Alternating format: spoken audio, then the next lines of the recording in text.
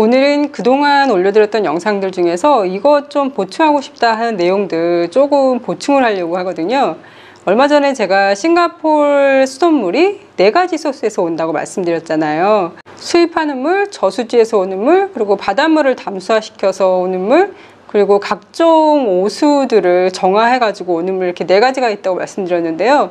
그 중에서 한 가지 빼먹은 게 저수지 물 중에서 지금 현재는 저수지가 다 지상에 있거든요. 그런데 싱가포르는 땅이 좁잖아요. 그래서 만약에 물이 부족하다고 하더라도 저수지를 더 만들기 위해서 저수지를, 그러니까 어떤 댐 같은 거를 건설을 할 수가 없는 거예요. 그래서 싱가포르에서 생각해낸 게 지하에다가 저수지를 만드는 방법을 생각해냈습니다. 사실 싱가포르에서 처음 생각해낸 건 아니고요. 영국에 실제 지하에다가 저수지를 만든 경우가 있더라고요. 그러니까 2013년도 신문을 찾아보면은 정부에서 어떤 한 지역에다가 이렇게 지하에다가 저수지를 지을 수도 있다라고 나왔어요. 그런데 아직까지는 지하에다가 저수지를 지은 건 없고요.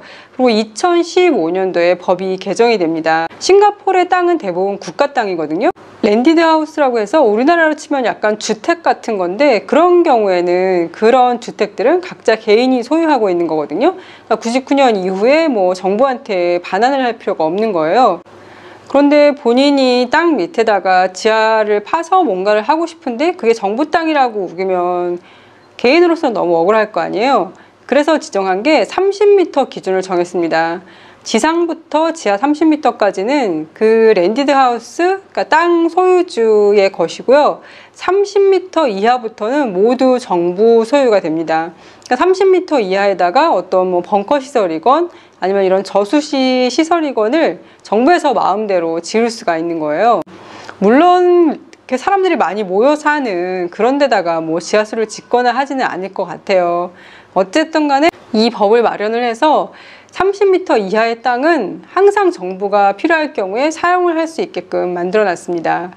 그리고 그린 코리도를 다녀온 말씀을 한번 드렸는데요. 이 그린 코리도 제가 다녀온 곳은 중간에서부터 이렇게 남쪽으로 탄종파가 쪽으로 다녀온 거고요.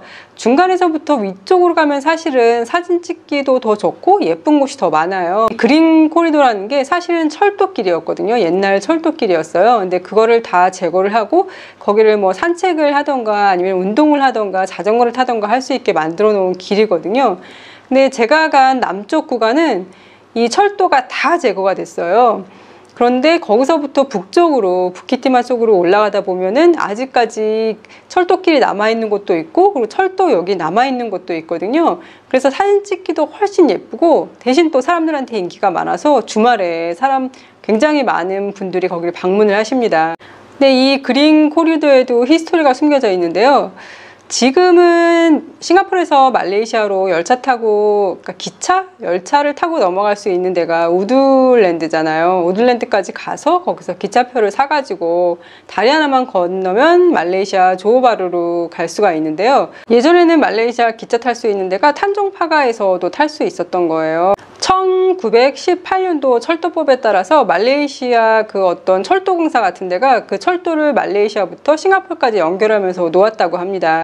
그런데 이렇게 철도법에 따라서 임대를 해서 거기다가 철도길을 짓잖아요. 그럼 그게 999년간 그 나라에 속해 있는 땅이라고 해요. 그래서 그 철도길이 아무리 어떤 중심지를 지나간다고 하더라도 그 철도길이 있는 나라에서 마음대로 그 주변을 개발할 수가 없다고 합니다. 2010년대에 어떻게 협의가 이루어졌냐면요. 탄종파가서부터 말레이시아로 통하는 그 철도길 모든 땅을 싱가포르로 반환을 하고, 대신 싱가포르 금융지구에 가면 머리나 원이라고 굉장히 높은 빌딩이 있거든요. 거기와 부기스에 가셔서 그린라인 쪽 말고 블루라인 쪽으로 나오시면은 듀오 빌딩이라고 있어요. 굉장히 높은 빌딩이 있는데요. 그 두 빌딩들의 개발을 6040으로 나눠서 이제 지분을 갖기로 한 거예요. 60%는 말레이시아가 갖고 40%는 싱가포르이 갖기로 했습니다. 그 땅은 다시 이제 싱가포르 소속이 되었고, 거기를 개발을 해서 그린 코리도 혹은 뭐 레일 코리도라는 이름으로 사람들이 지금 이용을 하고 있습니다. 또 한 번은 오차드 데카스로 들렸다가 에메랄드 힐 다녀온 이야기를 잠깐 했었는데요. 에메랄드 힐은 원래 부자 페라나칸들이 살던 곳이에요. 싱가포르 같은 경우에는 이렇게 페라나칸들의 집들이 남아있는 곳이 몇 군데 있는데 그 중에 하나가 이 에메랄드 힐이고 또 하나가 주치아 쪽 동쪽에 있는 데고 또 다른 곳도 몇 군데 있어요. 에메랄드 힐의 집을 보면은 이런 집들을 샤프하우스라고 하는데요. 그 중에서도 굉장히 화려한 집들이 많이 있거든요. 나중에 오차드에 가시게 된다면은 그 에메랄드 힐 가시면 거기 카페도 있고 바도 있고 그렇거든요. 거기에서 간단하게 차 한잔 하셔도 좋고 음식을 드셔도 좋고요.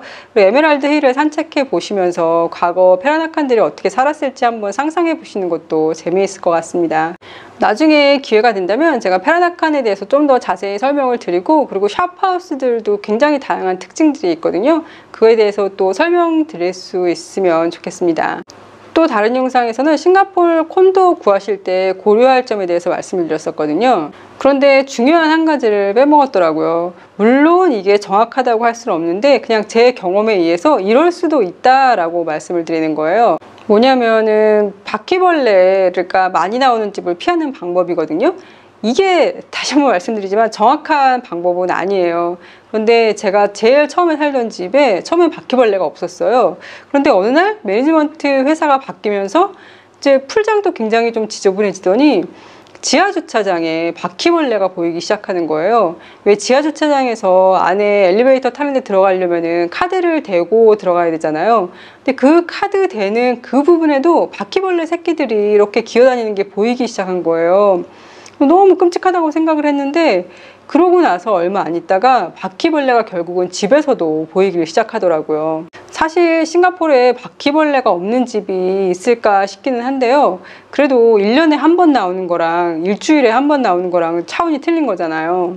그래서 혹시 집을 구하러 다니실 때 만약에 그 콘도에 지하 주차장이 있다면 한번 내려가 보시면 좋을 것 같아요. 물론 뭐 약 뿌려가지고 이렇게 죽어있는 바퀴벌레가 한두 마리 보인다, 이거는 또 틀린 얘기인 것 같고요. 만약에 내가 내려갔는데 살아있는 바퀴벌레들이 몇 마리가 이렇게 기어다니는 게 보인다, 그러면은 그런 콘도는 거의 100% 집에서도 자주 보일 것 같다라는 생각이 들었습니다. 그리고 보통 콘도들이 그 지하 주차장에서 들어가려면 왜 카드 대고 들어가는 것처럼 1층도 엘리베이터 있는 곳까지 들어가려면 카드 대고 들어가는 집들이 있잖아요. 물론 그렇지 않은 콘도도 있는데요. 제가 두 번째 산 콘도가 그렇게 1층에서는 카드를 대고 들어가는 데가 없었어요. 그러다 보니까 어떤 안전을 위해서 그런지 엘리베이터를 타면 그 집 카드를 엘리베이터 카드 대는 곳에 대야지만 제가 살고 있는 층수를 누를 수 있는 거예요. 그리고 다른 층수는 절대 눌려지지가 않습니다. 어떻게 보면은 이게 안전한 것 같잖아요. 내가 살고 있는 층에 아무나 못 올라오고 그 층에 사는 사람들만 올라올 수 있으니까요. 근데 조금 불편했던 게 만약이라도 카드를 깜빡하고 안 가지고 나가잖아요. 그러면은 집에 올라갈 수가 없는 거예요. 집에 누군가가 있어서 내가 1층에서 우리 집 호스를 누르면 집에서 그 인터폰 같은 버튼을 눌러주면 올라갈 수 있는데 집에 만약에 아무도 없다 그러면 제가 못 올라가는 거예요. 그럼 그럴 때마다 경비실 찾아가서 미안하다고 카드를 깜빡하고 안 가지고 나왔다고 얘기하면 경비 아저씨께서 직접 오셔가지고 카드를 대주시거든요. 사실 되게 죄송스럽잖아요. 왜냐면 그런 사람이 한두 사람이 아닐 수도 있잖아요. 경비 아저씨들은 매일 그런 사람을 몇 명을 만날 수도 있는 거니까 너무 죄송스럽더라고요. 그리고 더 불편했던 건 이 택배가 오면은 택배 아저씨분들이 보통 1층에서 호스를 눌러서 이렇게 올라가시게 되잖아요. 그런데 그 콘도 같은 경우에는 1층에서 호스를 누르잖아요. 그러면 제가 집에 있는 인터폰에 있는 버튼을 눌러줘야지 엘리베이터 문이 열리고 그리고 제가 살고 있는 층수 버튼이 눌려지는 거예요. 다른 집 버튼 하나도 안 눌려지고요. 그 얘기는 집에 아무도 없으면 택배를 받을 수가 없는 거예요. 간혹 가다가 어떤 콘도 같은 경우에는 1층에서 내가 살고 있는 집 호스를 누르면 전화기랑 연결이 돼서 핸드폰이랑 연결이 돼서 핸드폰으로 문을 열어줄 수가 있거든요. 그런데 두 번째 살던 콘도는 그게 안 됐었어요. 집에서만 꼭 열어줄 수 있었거든요. 그래서 그런 집 같은 경우에는 집에 누가 없으면 택배를 받을 수가 없는 시스템이더라고요. 그러니까 싱가포르는 한국처럼 경비실에서 택배를 절대 받아주지 않거든요. 사실 이 문제는 집 고르는데 크게 좌지우지할 만한 문제는 아니지만 만약에 비슷한 조건의 두 콘도가 있다면 집에 올라가는 거, 이런 거 택배를 어떻게 받는지, 내가 핸드폰으로 문을 열어줄 수 있는지, 이런 거 한번 고려해 볼 만하지 않을까라는 생각을 했습니다. 그럼 오늘은 여기까지 하고요. 오늘도 행복하세요.